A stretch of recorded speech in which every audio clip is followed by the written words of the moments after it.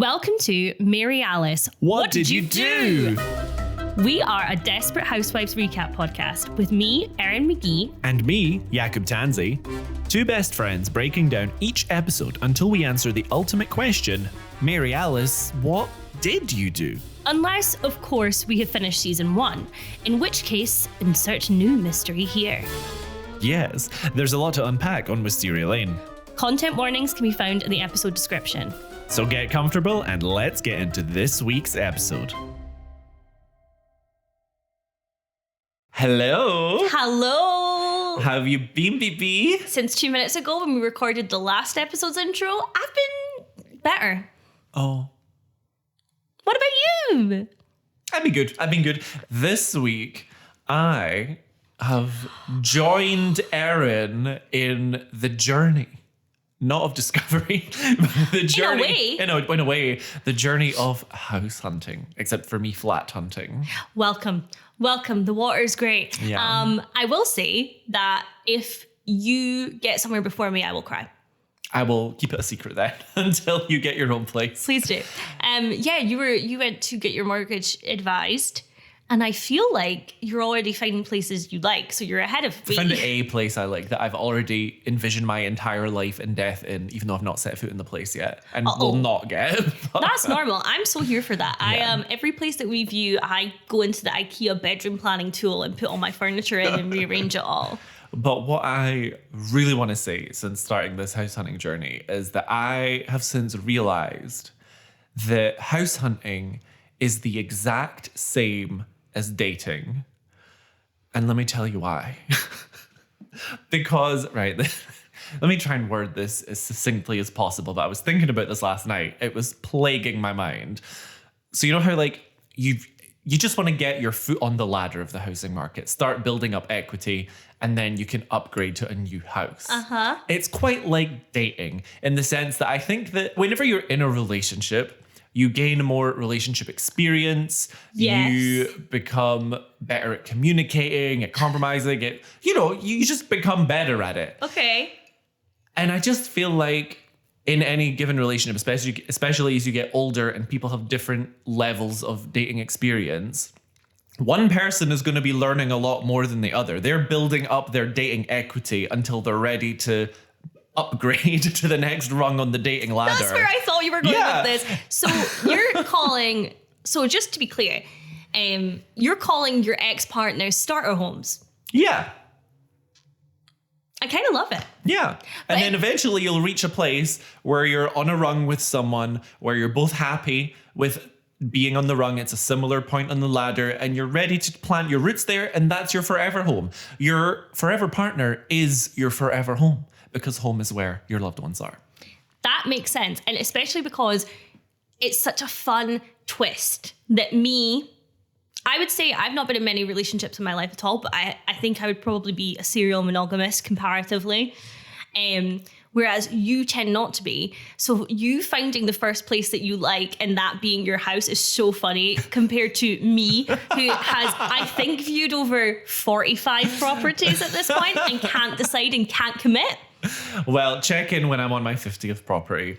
But also, like much like with housing, some people will inherit a house and they'll start off with advantages, and some people are just naturally better at relationships and have had life experience that when they get into their first relationship, they're more equipped for it. And that's just the way the cookie crumbles. I thought you were going to say that you inherit a person. Actually, we've not had a little like Erin and Jakub's unsolicited dating advice in a while. So this is a welcome return to the previous format. Would you say that you were one of the people that felt good at relationships? I feel much better now. I think my most two recent relationships I learned so much from, but also my only relationship before those two was from like 10 years ago. So Yeah. I feel like I had a crash course in the last like 2 to 3 years. Yeah, that makes sense. I met Rory when I was, we got together when I was 20 and now we're engaged. So So there we go. Done deal. Easy. Your house hunting was easy. My house hunting, well, maybe this is what you get. Maybe you get one or the other. Oh, that's a good sign for me with this flat I'm viewing on Monday. That's what I mean. Maybe it's one you get, and it makes total sense. Yeah. Because, do you know what? I'm going to keep comparing the two. Well, we will keep you updated on our housing journey. So if you are dating someone, but it's not official, would you class that as a mortgage agreement in principle? Yes. Okay. Yeah. That's excellent. Excellent, Erin. I love that. Okay. We've cracked it. We've cracked dating. Thank God. Someone had to. It only took 18 episodes. Yes. This is part 2 Yes. of episode 17. Last week, we recapped all the scenes with our fabulous guest, Dagny Kerr, who plays Nurse Heisel. And we will just give a brief reminder of those scenes as we approach them, but we will not be analysing them this week, as usual. If you want to hear our full recap on those scenes, check out last week's episode. But we will be diving into the rest of it, and it is a goodie. It's a real goodie. Would you like to do the cold open for us? I will. And before I say that, I will say that, in my opinion, this is Susan's worst episode. And every time you think it can't get worse, here we are. Oh, it's not her best. I wonder if anybody who's watching along with us and who's enjoying the pod, happy to have you, watches an episode and knows what our opinions are going to be before. Oh, that's interesting. Yeah. If so, please let us know. Or if our opinion has been completely different than you thought it would be on anything. We're just two fake bitches.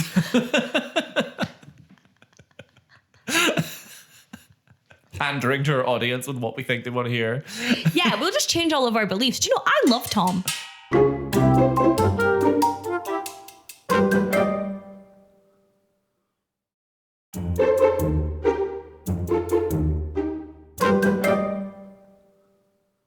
So just to remind you, Mama Solis wakes up from her coma in the middle of the night, frantically looks around for anyone she can tell about Gaby's affair with John, the, as far as she's aware, child gardener.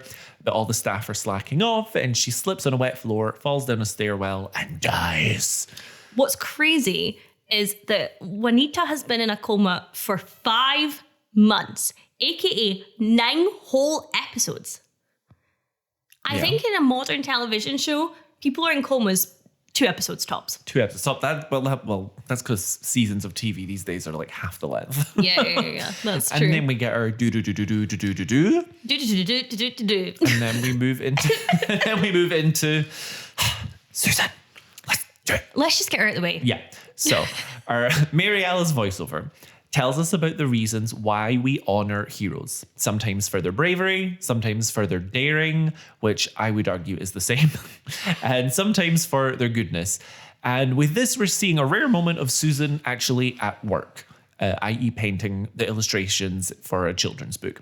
And the drawings are mediocre at best. Oh, big time. And they are thematically, though, of knights in shining armor and the likes. Yeah. Mary Alice continues that most of all, we honor heroes because at one point or another, we all dream of being rescued. And with this, Susan sees Mike approach her door, knocking on it, demanding to talk. They kiss suddenly, but it was just in Susan's head. She then opens the door for real. And Mike says that everything the cops told her was real, but one thing they didn't tell her is that Mike killed for her. And then they kiss. But it was just in Susan's head again. So then Susan opens the door for real. And Mike immediately points a gun at her, saying, if he can't have her, no one else can. She tells him to shut up, and they kiss. I felt like we were in an episode of Jane the Virgin all of a sudden. But it was very funny, I will say. It was fun. He slips an envelope under her door in the for real. Yes, this one is real. And he says that he put everything in the letter. And I have to point out that Mike clearly, during this audio, is in a sound booth. Oh, definitely. He would not have sounded good through that door. Well, yes. So you can hear him and the audio is so different. You can tell he's in a sound booth. And then also, please be proud of me, he walks away while Susan is at the window. That's not Mike. That is not the actor who plays Mike. You know how I know? Those are not his arms. I'm not wrong. Screenshot it, look at it, Put it up on my TV right now, Jakub. That is not Mike Delfino. I believe it. I trust your judgment in arms. So Susan immediately takes the letter after pretending she's not home up from under the door. And then Mike says through the door, "You probably should have waited until I left to take that." But then he really does walk away. Yeah. Now, I would have asked if it were you, would you have read it? Would you have read it or thrown it away? But we know you're here for everyone's business. Yeah. I also have no shame. I've said this before. Oh, I liked your picture from 2006. What are you going to do? Fight me. So I would rip it open and be on the other side of the door. If you said, I can hear you, I would go, I know. I probably would have had a friend read it first and decide if I should. Probably you, as like a birthday gift to you. Here's some business for you. I would love that. And I'd be like, here's me reading it out to you as a voice note. And then we'd play it on the pod. We're getting ahead of ourselves. Okay, sorry. We're in a goofy mood today. Or I am. Also, I'm feeling a bit wild and crazy today because I have dyed my hair from a dark brown to a slightly redder brown. And hey, it's absolutely stunning. I'm a new woman. Truly. I actually feel like, I'm one of the girls that dye their hair now. Because at school, everybody used to come in with all the funky colours and I would feel so left out, but my mum didn't let me. And I'm glad she didn't let me because it would have been a hot mess. But I'm one of you now, gals. I've discovered hair dye. I might go into fake tan. You're going to leave this pod and go hang out with the cool girls. I'm going to get a piercing. Actually, my good friend Nero's mum was like, you should do it. When I was talking about getting my nose pierced, she was like, yeah. Do you have your ears pierced? Yeah. Yeah. Okay, I got my ears pierced when I was way too young. I would say controversially young now, but wasn't in the 90s. And I remember that they did it wrong. And I had one blue stud and one green stud. And I loved them so much, I refused to take them out, even though my mum begged me. So she changed them in my sleep to gold hoops, and I cried all day. And that's why I wear silver.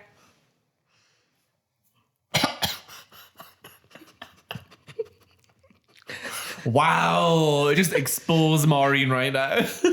It's never what you think you're going to get out of me, is it? Yeah.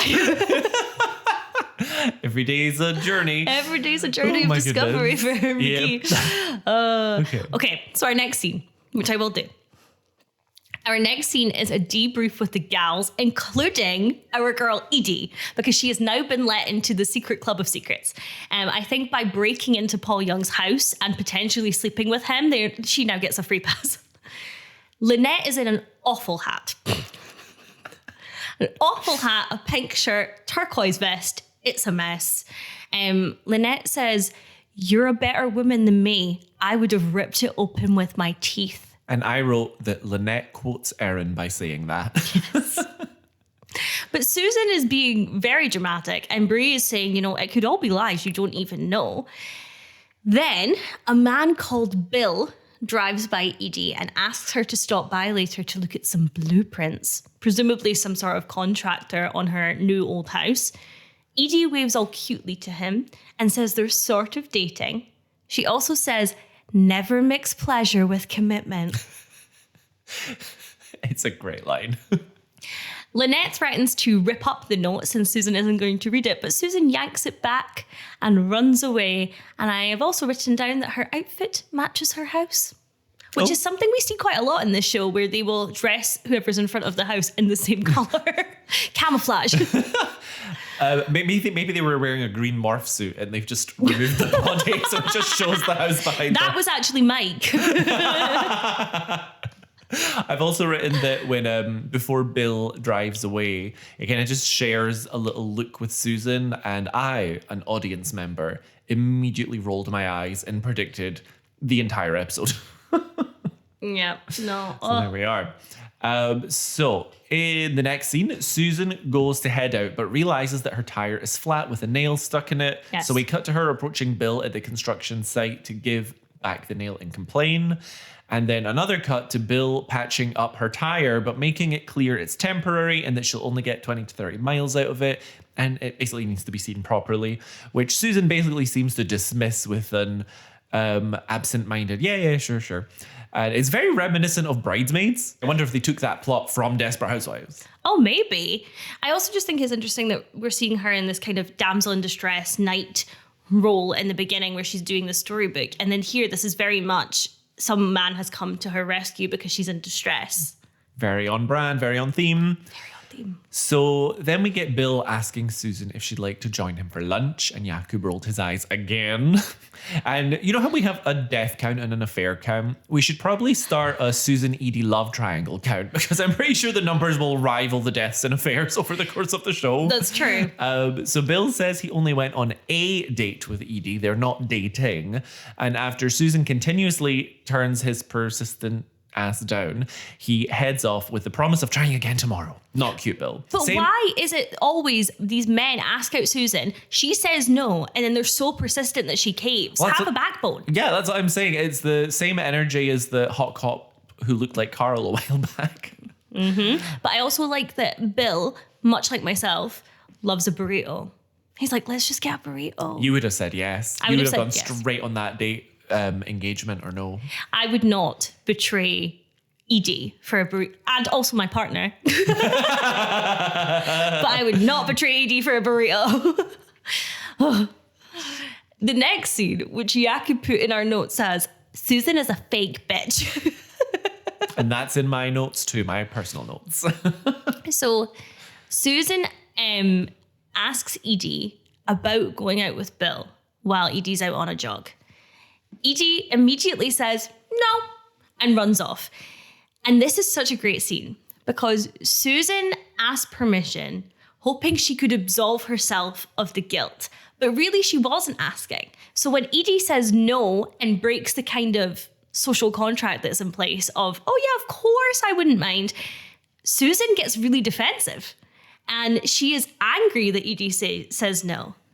And Edie says, my quote of the week. Very valid quote of the week. You know, I so much want to like you, but you just won't let me. Yeah, and I wrote that is the collective feelings of the audience towards Susan for this whole season. Just give us a way to like you, Susan, please. And then Edie reads her again saying, Susan, please let me like you. And what's interesting to me is that we've heard before that Edie's not really had any kind of girlfriends before. And yet she seems to know and understand friendships much better than Susan. Because you also mentioned like the social contract earlier as if she was expected to let Susan date him. And I disagree with that because up until this moment, she thought she was dating Bill. She was surprised because when Susan asked him, Edie's like, you mean my Bill? So Edie's just found out, oh, this man isn't that interested in me, and to immediately go for the guy your friend is interested in. I think it breaks girl code. I mean, correct me if I'm wrong, as I'm a man, but like I feel like it breaks the friendship code to immediately go for someone that your friend is interested in, try to start something with. I don't know. It is, but it also is part of that code of friendship as well that I think there's a thing where people expect you to spare their feelings over yours. So I also think there's I don't agree with it, but I think there's also an expectation that if Susan asked permission, Edie would say, you know what, thank you for coming to me, it's fine. It's not one that I agree with. But I do think that's the case. In the same way that I think the majority of people apologize only so that they are forgiven, instead of apologizing whether or not they will be forgiven. To me, it's similar energy. Well, at the end of the day, the scene ends with Edie basically saying, no, you don't have my permission. And that's the takeaway. Yes, and I think she's right enough because she's also had Susan and Mike's situation put in front of her. There's not many eligible bachelors on the lane. Also, Susan has shown no interest in this man before. In fact, she actively tried to push him away before. Exactly. But now she's in this horrible Susan-like tantrum where because Edie said no, now she wants him. I feel like if Susan had handled it differently, I could have been on her side, but she just handled it like a child who isn't getting her way, and it was very frustrating. So then we see Susan find Bill fixing up her tire again as an excuse to talk to her. It's the top of her list. She hasn't got around to it yet. So Bill is confused why Susan isn't into him, and he's talking to her, basically telling her he wants to fuck. He literally says like something casual, no strings attached. When Susan sees Mike's letter still in its envelope and attached to the fridge, she agrees to go out with him. I have written that Bill is Diet Mike. Sure, because mechanic vibes. Mechanic vibes, the way he's dressed, even his kind of like little bit of charm and whatever is very Mike. He's just a Mike knockoff. That's fair. And yeah, he annoyed me. Bill annoyed me. So in the next scene, Susan is venting about Diet Mike to full fat Mike. No, other way around. So in the next scene, Susan is venting about full fat Mike to Diet Mike. Bill is just wanting to do some nachos without jalapenos. He's a simple man. He's a simple man. Susan is very on brand Erin and Jakub because she's downing a margarita. And Edie comes in a stunning white dress and says about their date, evidently, he's in need of LASIK. She also says... I think this is one of my favorite quotes. That she found them because I just followed the stench of betrayal. Oh, stunning. And then she tops it off by looking at them both, turning to Susan and saying, "You, I will hate forever." And then to Bill, "And you are fired." And walks away. And it's so good. And I think Susan is thinking, oh, they weren't that serious. But Edie is thinking, you actively asked my permission. I said no. We're trying to build this friendship together. And you are betraying me. And Susan basically tells her that she lied earlier because she straight up tells Edie, I only told you what you wanted to hear. Yes. Because she did say in that previous scene, okay, fine, I won't go out with him. And then immediately goes out with him. It was a barefaced lie. She's doing something, knowing that she's not going to end up with this guy, knowing she's not really interested in him, knowing she's still hung up on Mike. It really does feel like she is only doing this, one, for attention, and two, because she's been told she can't have him. Mm-hmm. Which is very, dare I say, Carl energy. Yeah. I mean, Edie she said she was only trying to protect their already fragile friendship. So in a way, she said, no, you can't date him to protect their friendship. Yes. So that's all over now as Susan claims my title of worst neighbor. Because again, what would have happened if Susan had gone on a date with him and liked him? And then Edie's also been on one date with him and liked him. They're back in another love triangle, and then all of a sudden, Edie's not invited to poker again. Mm-hmm. And, you know, it turns into this horrible rivalry thing. But then if Edie started hitting on Mike, Susan would be furious. Yeah, God forbid. Susan! I can't. Worst neighbor, hands down. She is definitely the worst neighbor. Yeah. So then in the car ride home with Bill, Bill, wanting to save his job, is trying to concoct a story that Susan threw herself at him and he took pity on her, basically just being very disrespectful. They argue and Susan tries to say that it's between him and Edie, that she only got sucked into the drama, and I audibly screamed because Susan is the drama. And as they argue, Bill keeps making comments about her driving, telling her she's going too fast, etc. And then predictably, the tire doesn't hold because Susan didn't get it fixed and they have a minor crash. So then as they sit at the side of the road, Susan acknowledges that she invites the drama in a little. Well, Bill clocks her by saying, you didn't get sucked into the drama, you invited it in. And I think that is so important. And so Susan, that she thinks that she is just, I am this clumsy girl moving through life and these things keep happening to me. But actually, she is enabling all of these chaotic things to happen to her. She's mad at Mike for his record when he's given her multiple opportunities to ask questions, to hear the whole story. It does feel self-sabotatory, Yeah. Whatever that word is. It feels very that. Very that. Very 100%. And I think as well, I would like to start a new count on the lane as well. Ooh. Car incidents. Oh, you know that I hate a car crash plot twist in a TV show. So I think this might be too. I'm not going to count the one where Lynette just whacked that car with her sponge, but I want to. I'll give it an honourable mention. But I think if we sit this one at 2 at the moment, first Andrew being hitting Juanita, and then this car accident here. Alrighty then. More soon. More to come. Next episode, in fact. Spoilers! And thankfully, that's it for Susan. I will say now, after recapping, I'm like, okay, maybe it's not her worst episode, but I really didn't enjoy her. You were heated, and I get it. I mean, E.G. is our girl, and I do feel that she is making a real effort with these women, and these women continue to blame her for their lack of friendship. And with that, let's move on to a better friend. It's Bree. Bree.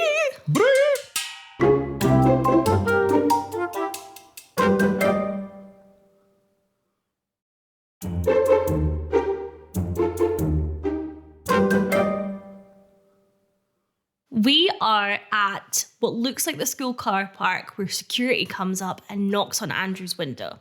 And the box is hot. You know how mere moments ago when I said, oh, there's going to be another car in the next episode, what I really meant was the next scene.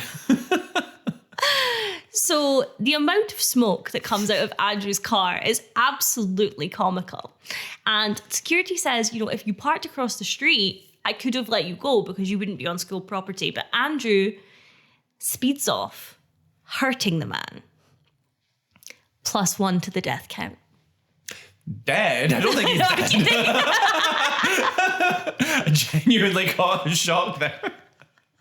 Andrew's on a murder spree. He's got a taste for blood now. So now we're on 3 car incidents. Yeah. I think I'm going to need to make a spreadsheet of all of these. You're going to have to, yeah. Oh, God. Oh, my goodness. So we're going to hard cut now to Bree and Rex, having heard the news that Andrew has been expelled just 2 months from graduation. Rex is gagged, but Bree, well, she's prepared. She brings out her leaflets for various youth detention centres, which she's been gathering, having a feeling they'd need them. Rex is very resistant, and with what we know about those kinds of places now, very rightly so. That's what I wrote down, is that it was so common in the early 2000s where there were shows like Ricky Lake, and it was like a Scared Straight thing where they would take people either into jail or they would take people into camps like this. And we now know that these wilderness camps, I mean, it was Paris Hilton that came out really recently and said that these were horrific places to put your children. Yeah, and I've watched some documentaries on them, and they're basically prisons where they abuse these children. It's horrendous. But by the by, in the context of Desperate Housewives, it's not to that degree. So I'll try and just go with how the show presents keep it light, good God. I'm always so fun and you're always so serious. So Bree is trying to sell Rex on the idea, giving my quote of the week as she scans through one of the brochures. The barracks are a little bleak, but that recidivism rate is to die for. I had to Google what that meant, but I thoroughly enjoyed. I remember that from Modern Studies with Mr. Mulligan. There we go. But while she is saying this, it's important to note that her outfit is beautiful. She's wearing a baby pink shirt with a red collar trim. Gorgeous. And she's doing this while talking to Rex about electric fences. It's an excellent contrast. Bree does have my outfit of the week, but it comes later for me. Ooh. In any case, Rex puts his foot down. Bree's upset because she thinks it's so easy for Rex to say that when he's not the one Andrew talks back to, disrespects, just generally hates, etc. Rex is going to have a heart-to-heart with Andrew, but in the meantime, Bree is going to check out the place with the electrified fence. I will say, I hate to admit it, but I like Rex this episode. Rex has a great few episodes, actually. He's got a good run. Yeah. And let's get to it, because in the next scene, Bree asks Andrew to take out the bins. Andrew asks for $40 for them all. He's going to see Justin, his friend. Bree says no to the money, and thus Andrew refuses to take out the bins. He is super rude to Bree, and at one point kicks her out of the way with his foot when Rex sees and goes for Andrew. He pushes him up against the wall, and Andrew seems very scared of Rex. This feels interesting when we go back to what we said really early on in the show. Yes, I have that noted down too. Where I was saying that I had this feeling that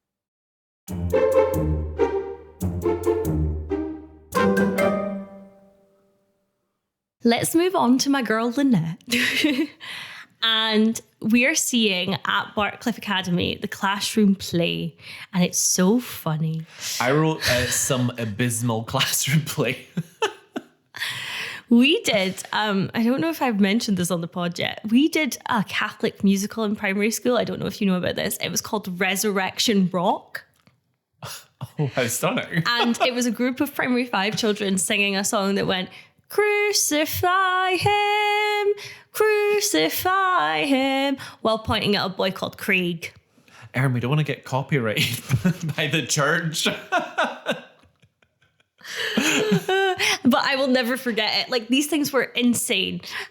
So Lynette sees, during the play, a mother and daughter using sign language to talk to each other. It's presumably ASL. And Lynette comes over after the play is over, introduces herself to the child, mistakenly assuming that the mum cannot read lips. But the child Lily is interpreting for both of them. And the mother has another child who the twins know. So Lynette decides to do a play date dinner sort of thing. And it's very friendly. And it's also nice to see Lynette making friends in Barcliff, which felt like a very closed off, privileged school before now, I would say. But it's interesting that the one friend she does make is someone who does have some kind of disability or something that like puts them also as potentially as like an outsider to like the mean moms. You know what I mean? I would say that there is potentially people who would not bother building relationships with either of them at that school because they maybe don't necessarily fit what their ideal Barcliff mum is like. Yeah, that's what I'm trying to say, basically. Yeah. So we get to the dinner, and the wife, who we now learn is called Alyssa, mentions that she worked 5 years at Simon and Scott, which is where Tom used to work. And she is loving Lynette's meal. And you would think that this dinner party was going well until a weird vibe from the husband appears. And he's talking about counselling for the two of them. He's being shady. And he even makes fun of Alyssa's lack of hearing. Yeah, this is just to Lynette, because Tom and Alyssa are having their own side chat about the company they used to work at. Yes. So it's almost like as soon as he's not signing for his wife, it's like the pretense is down, the mask is off. He's like, ugh, is the vibe. And Lynette is shaken by this, and understandably so, I think. And we've seen Lynette uncomfortable and get flustered in quite a few moments now. She's really not a fan of TMI. She too prefers to mind her own business. Like with Edie the other week, I can't remember what it was Edie was saying about her ex-husband or something in Lynette. She just seemed to like malfunction a bit, and it felt kind of the same here. I think that she has a very firm sense of justice and a very firm sense of right or wrong. And I think I don't think she does mind her business. I do understand she did in that Edie scenario, but just from where this arc goes. That's true, yeah. That's true, I think about it. I think she's just completely dominated by that sense of justice and doing the right thing. And that will become very clear. So we cut to Lynette debriefing Tom after the dinner is over about what he missed in the previous scene. The husband is called Dennis, by the way. It's Alyssa and Dennis. So we learned from Tom that he signed them up to a couple's game of tennis before realizing how just a bit shitty Dennis was about his wife. And Lynette feels she should say something about Dennis to Alyssa, but Tom is against the idea, accusing Lynette of being a meddler. Now, whether being a meddler is a good or bad thing it's certainly true for Lynette, I would say. She is a meddler. You could argue it's good, you could argue it's bad. And then Tom says if Dennis does something similar at the tennis game, he'll talk to him. But Lynette is not letting Tom's accusation go, asking him if he thinks she has no tact. And Tom responds by signing, "I love you." But Lynette just grabs his finger in response. And honestly, I read the whole interaction as quite cute, actually. It was. They're arguing, and it does feel just playful to me. It's not like they're not mad at each other, at least compared to previous Tinette scenes. It's nice to see a scene where it feels like they both really know each other and they both feel very comfortable with each other. I have written down Tennis and Dennis What are we doing? What are we doing? Once again, also, we've had, I swear, 17 episodes. There's been at least 8 tennis mentions. Is this an in-joke? Is this like Princess Diaries where Genovia is obsessed with pears? What's going on? I'm so confused. Why does everyone play tennis? Also, we learn through this episode that Lynette is a fireball at tennis. We've had so much tennis arc. This has never come up before. Why not? Maybe there's a tennis court next to the cinema in Fairview, and it's one of the few activities that people in the suburban area there can do. I also like that Lynette, when she says that she needs to tell Alyssa about how Dennis is speaking about her, they say she has no tact. I would go as far to say I don't think people need tact. I think tact is criminally overrated. And Edie would agree. Yes. That's how I know I'm on the right side of this. So the next scene, we have Dennis at the tennis. He's being so rude about Alyssa during the tennis game. They're having like a little couples games. So Lynette decides to counteract his passive aggression with physical aggression in her tennis swings. And unlike Rex, she does not need to work on her swings. Indeed. At one point, Dennis even says, "For God's sakes, Alyssa, you're deaf, not blind." And it really is nasty. It's really upsetting. So Lynette is in a cute turquoise and baby pink number. It reminded me of all the posters for the Barbie movie. Yes, it is Barbie movie. So after Dennis is being so rude, Lynette looks to Tom because Tom said he would handle it. He doesn't. He clearly does not have the balls to say anything to Dennis. It's so clear. It's so clear. Lynette jumps in and I think appropriately comes for him. People can fight me in the comments over this. She says, if you're unhappy in your marriage, do something instead of complaining. And I agree. And the reason that I agree with how Lynette acts in this episode is because they are bringing her into the business by him complaining about his wife to them consistently every time they're together all the time. Congratulations, you've gotten me involved. That's a fair argument. I think it's worth noting that she specifically does say like work on your marriage or leave. So the next day at school pickup, Alyssa asks Lynette if they can speak privately. So they step into an empty classroom. Alyssa is mad because Dennis has left her because Lynette told him to, supposedly.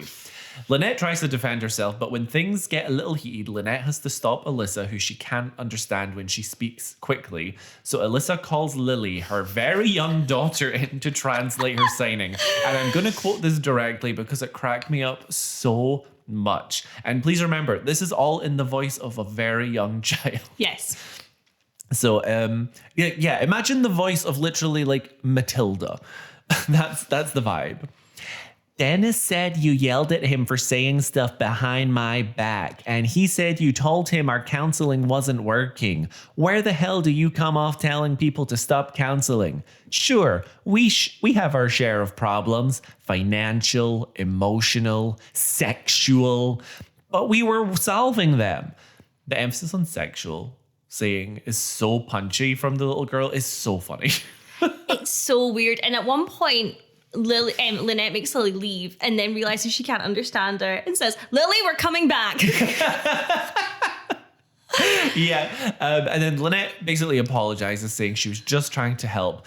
But Lily continues translating, saying, you've just got to come in on your white horse and come to the rescue. Knights in shining armor. Mm-hmm. Well, guess what? I didn't need to be rescued. Got that? I didn't need to be rescued. And as they walk away, Alyssa turns back to call Lynette a bitch, and Lily hesitates, but Lynette stops her very politely, saying that she knows what Alyssa just said. Yes. Okay, Erin, go on. Defend your gal. Give it your best shot, is what I said in my notes, but you kind of already did it earlier. I mean, I think that it is not crazy advice to say, if you're so unhappy, the door is where it is. Like, you don't have to constantly go around complaining to everyone in your life about your wife when she is right there. That doesn't mean, hey, you should go and leave your wife. That means, you have the option to be in this marriage or you have the option to not be in this marriage. So wise up. And I think Lynette was right. And I also think, again, the husband got her involved by talking about her at the dinner table, by talking about her at the tennis lesson. I also think it's really inappropriate for Alyssa to be talking to her child through Lynette that we about definitely that. agree on. I'm going to play your favorite role for a minute. And I'm going to play the devil's advocate. Why? Just cause.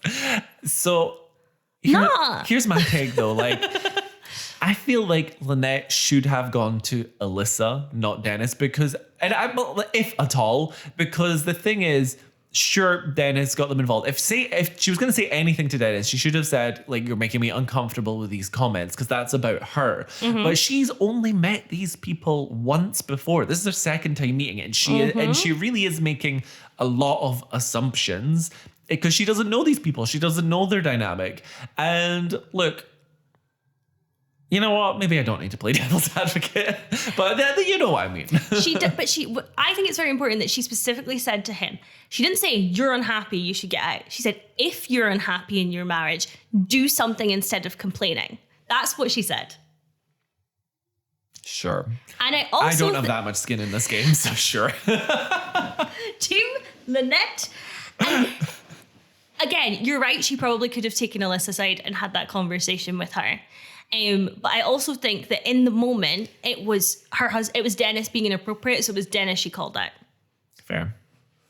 Well, why don't you wrap up this plotline for us? I will not yield. So, it's bedtime because that's the only time Lynette and Tom spend together. And Lynette and Tom are having a conversation about the fact that Lynette did stick her nose in. And Tom is sweet and says that he admires her for at least trying. And that, yeah, she sticks her nose in, but it's because she looks out for people and she sticks to her morals. And Lynette admires Tom for not saying, I told you so. And then very cutely, I think, he signs an ASL, what we can all assume to be, I told you so. It's so cute. This whole conversation starts with Lynette wondering aloud if she's a bad person. And Tom really helps her put that thought aside. So rare points for Tom. Well done, Tom. This is your moment. Here's my question. Yeah. If you were Lynette in the scenario. Yeah. I'm not saying would you say this. Would you say something? In the situation with Alyssa and stuff? Yes. Probably not. Not with people I've only met twice. That's the second meeting. I would be Tom in the sense of, whoa, I do not feel comfortable having this conversation. If they were my friends, if they were a couple that we considered friends, I think I would. But they're not my friends. They're strangers. And as we know, I like to mind my business. So I would not be saying anything at that instance. Because I would only say something if I felt that Alyssa was in any kind of literal danger, like if I was worried she was being abused or something. But that was not the case. That makes sense.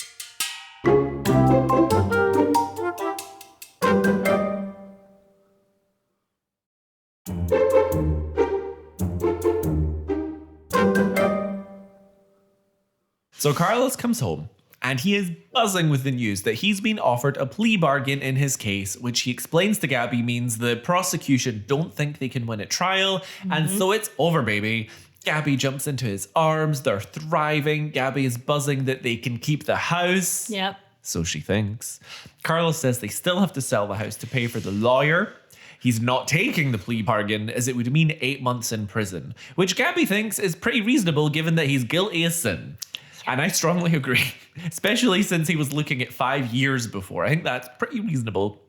But they continue to argue about the house, but it's cut short when they get a call from the hospital informing them of Mama Solis's death. Gaby hugs Carlos in this somber moment, but shares a cheeky little smile with herself in the knowledge that Juanita will never tell Carlos about John, the child gardener. I wrote down, not cheeky little smile, I wrote down, she's full evil villain in this moment. She's basically like, yeah, she might as well be mwahahahaing, if that's a verb. It is now. Okay, next scene. This truly is the episode of the pamphlet. Because Carlos also has pamphlets. And these ones do not involve electric fencing. Thank God. They involve the funeral arrangements for Mama Solis. Gaby is desperately trying to haggle down the price for all the funeral engagements. And it's hella insensitive. It's not good. I understand where Gaby is coming from financially, but she is being so... I don't know if I'm using this word right. She's being curt and she's being rude and almost indirectly, I know that they didn't get along very well, but kind of making fun of her death. Yeah. Again, two toxic people trying to be in a relationship with each other.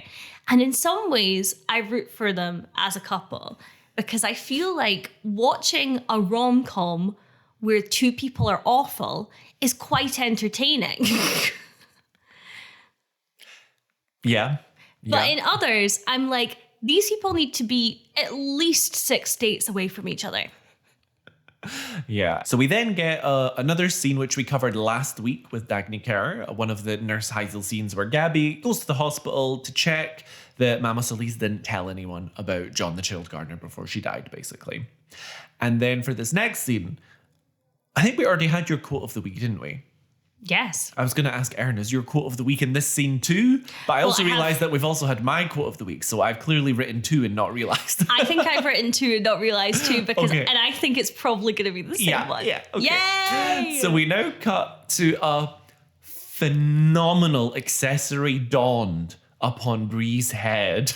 It is absolutely stunning. We're at Juanita's extravagant funeral. There's a horse-drawn carriage. There's an opera singer leading the procession. Saying Ave Maria. All heading towards a huge crypt marked Solis. And Bree is dressed exquisitely with a black sleeveless dress with a white collar that crosses over her chest, adorned with a lovely brooch and a matching wide-rimmed black hat with white ribbon. I am obsessed. It's stunning. Yes. And she says, the greatest line... You have to hand it to the Catholics. They do grief better than anyone. And first of all, true. And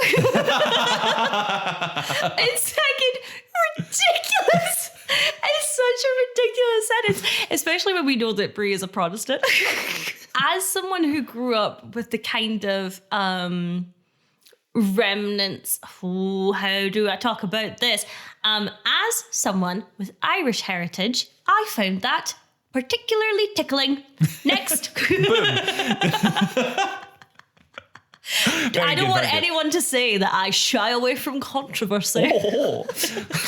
So when Gaby sees the crypt, she loses her mind over how extravagant Carlos has gone and storms off away from the procession, Carlos chasing after her. And Bree wonders if they're supposed to follow, unsure if it's part of the ritual. But hearing Gaby tell Carlos to go to hell, Bree immediately takes control of the situation, giving one of my quotes of the week, shouting out to everyone in the procession, "All right, people, we're following the body. This way, please. Come along." Yeah. We're covering Gaby's arc right now, but Bree absolutely stole this scene. Bree stole it. Oh my goodness. So we catch the end of Carly's argument. Gaby wants Carlos to take the plea deal. The only reason she was okay with giving up the house was because she thought they'd get a real cute apartment, and it's becoming clear that not even that's going to be the case with how he's spending. At least Mama Solis will have a roof over her head, she yells as she storms off. Edie is also looking amazing in her hat. And we cut to Susan and Julie. Susan is moaning to Julie, and Julie is even saying, "You don't even like this guy." And she's so over it that at one point she says to Susan, "I'm gonna mourn now," and walks off. Yeah. But mainly I think because she has vampires to kill, because she's at the cemetery. Yes. And she is clocked. She's on a mission. She's locked in. She's clocked an undead being. Maybe she's got to get this zombie version of Mama Solis away. Or maybe she's just scouting for the nighttime later. Exactly. I have also written down that Gaby bringing all of this up at the funeral is absolutely disgusting. It's so not the move. So inappropriate, so disgusting. Let this man have the day. Yeah. Because the money's already been paid. You can't get it back now. And this is the thing with Gaby. As much as I come to love her, she's so selfish. I mean, we've said before, that's kind of her main kind of internal battle journey through the whole show. And it's difficult to watch. Yeah. But I love Bree, who's kind of, we were talking about the social contract earlier. I would argue Bree is the queen of the social contract. Yes. And she is getting everything to run as it should be. It feels like showmanship. And again, it's really good friendship from Bree as well. Definitely. But unfortunately, I don't think Gaby does learn her lesson because this whole argument does turn Carlos's mind, as we will see. But to mess with your husband's mother's funeral, and I get that you hate her, but one of the reasons you hate her is because you were having an affair with a child who now is an adult. The fact that in the time that Mama Solis was in the coma, John became an adult. Crazy.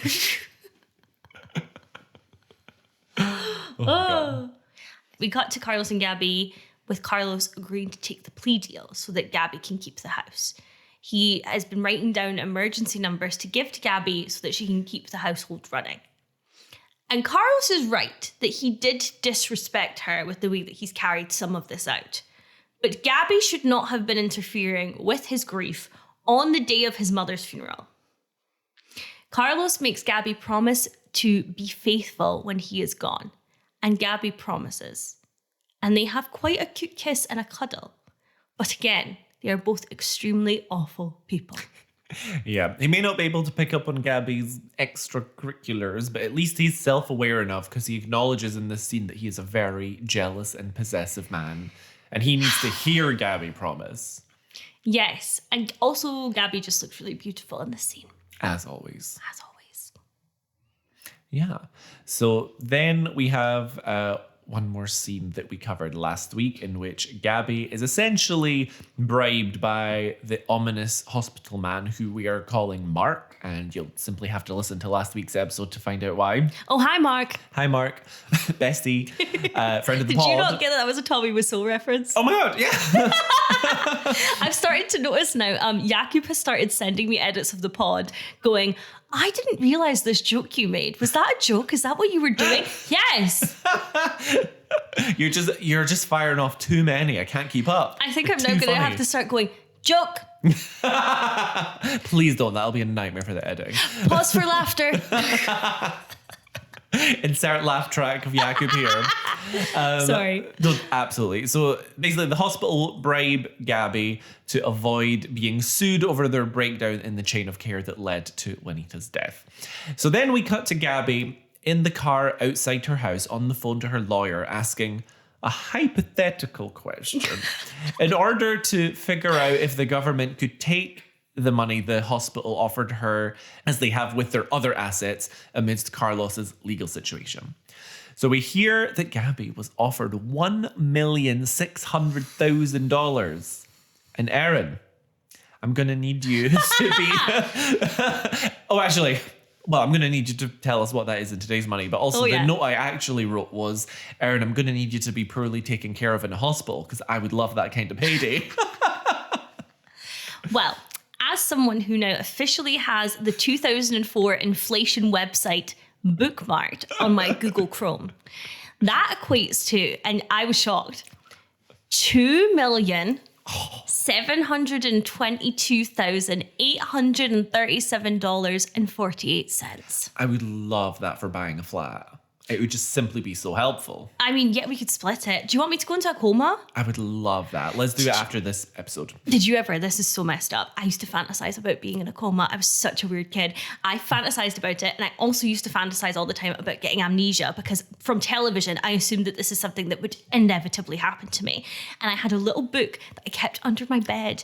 And it was what I really thought about people because I was worried that when I would get amnesia, that people would be fake with me. So I'd have notes being like, they're not really your friend. They are your friend. Don't trust them, blah, blah, blah, blah, blah. Well, stay tuned for, I think, season 3 of Desperate Housewives, because that is very much one of the plot lines. Again, maybe this is why I was so afraid. But I really thought it was going to happen. I thought that Yeah. it was like a case of like 1 in 5 people. Well, here we are. But anyway, so Gaby finds out that hypothetically, of course, that if they get that kind of money after Carlos goes to jail, that they could keep the house and the money. So basically, Gaby is not going to be telling Carlos about the bribe so that he doesn't change his mind about going to jail. Yeah, means Carlos is going to go to jail anyway. Yes. So Erin, why don't you take us through our final scene of the episode? Mary Alice talks about the way that we honour our heroes. We see Bree and Rex being better than ever. We see Danielle being a little bothered, but I think it might be because of her tragic cardigan. We see Tom and Lynette being cute as well. We see Lynette signing I love you to Tom. And we see Susan deliver the letter back to Mike. Yeah, she had one redeeming moment in this, in that she stayed strong in her conviction. And I think that's nice. I don't. Oh. I think it's madness. I'm angry. I'm furious. I'm going to kill her. The voiceover says, sometimes we need to rescue ourselves. Oh, will Susan ever know what's going on with Mike? But she knows if she gets an explanation, she'll go back to him. And she doesn't want to. She's being self-aware and showing like strength in this moment. And I love that. Why would you not want to know? Because the problem that she had is before she was like, that's all I need to know. And then she found out more.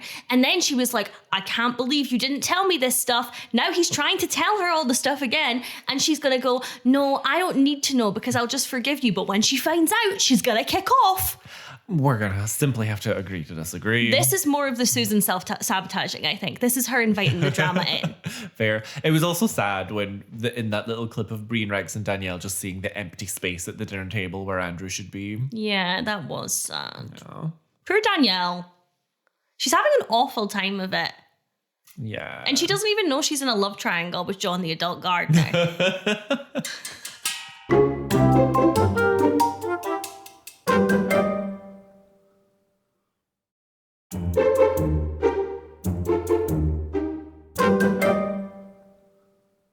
I've also wrote that I love this monologue because it's got a sad tone to it with the Susan bit.